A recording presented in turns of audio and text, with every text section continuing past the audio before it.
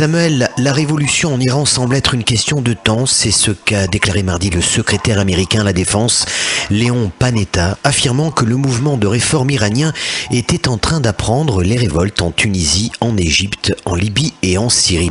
Êtes-vous d'accord avec son opinion? Oui, bonjour Simon, bonjour à tous. Oui, bien sûr, je suis totalement d'accord. Et vous savez, je le proclame depuis des mois. En réalité, Simon, Ahmadinejad, il est foutu.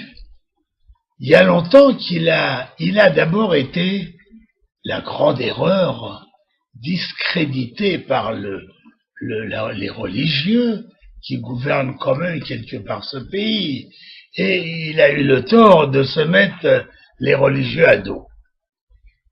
Il a beau faire ses prières tous les jours, visiblement et manifestement aux yeux de tout le monde, il en reste pas moins vrai qu'ils l'ont dans le nez. C'est eux les vrais patrons du pays, donc de toute façon, erreur absolument impardonnable. Deuxièmement, vous savez, les Iraniens en ont marre de ce guignol. On a rarement vu un chef d'État aussi lamentable. Un chef d'État qui se permet de dire tout haut, je vais détruire Israël, je vais retirer de la carte mondiale ce pays. Même s'il a envie de le faire. Et même s'il le pense, comme beaucoup de pays, comme certains pays arabes, je reste mesuré quand même. Eh bien, c'est pas des choses qu'on dit quand on est chef d'État, quand on est responsable d'un pays. C'est un pauvre idiot, c'est un lamentable qui raconte au monde entier qu'il veut détruire un pays. Or, il se trouve que dans la progression de la philosophie de la paix dans le monde, les gens, en général, n'admettent plus qu'on veuille supprimer un pays.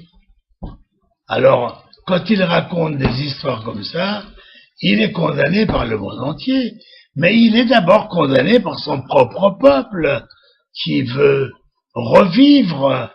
Ils veulent, en Iran, sortir avec des mini-jupes, aller dans les clubs le soir danser, faire la fête, boire de l'alcool, enfin, vivre comme tous les jeunes du monde. C'est un pays très évolué, l'Iran.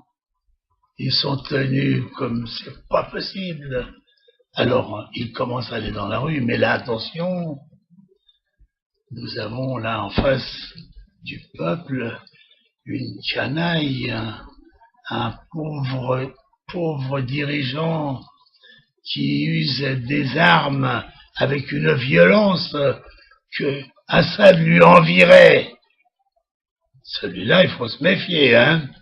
Si le peuple veut sortir dans la rue, il faut qu'il sache qu'il envoie, lui, son armée, et ça tire à la mitrailleuse. Ça, on l'a vu.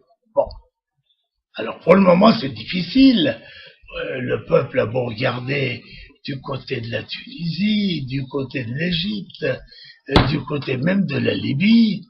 C'est bien pire que tout ça. C'est même pire que Assad. Assad, il a tué 2000 personnes en quelques mois. Mais Ahmadinejad est capable de tuer 2000 personnes par jour. Parce que c'est vraiment un sanguinaire. C'est un diable, cet homme. Alors il nous faut attendre. Il faut qu'il se passe quelque chose. Il faudrait, et c'est ce que je vois moi, si vous voulez, avec ma petite maladie de prévoir les choses, je vois que il va être destitué par les religieux. Et alors là, évidemment, le peuple va sortir. Les religieux, en principe, ne tireront pas sur la foule.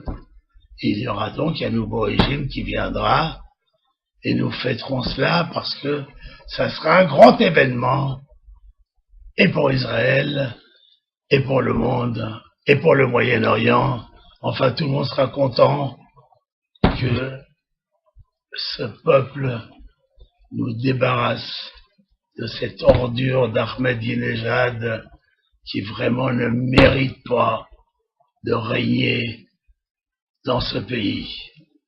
Merci à vous.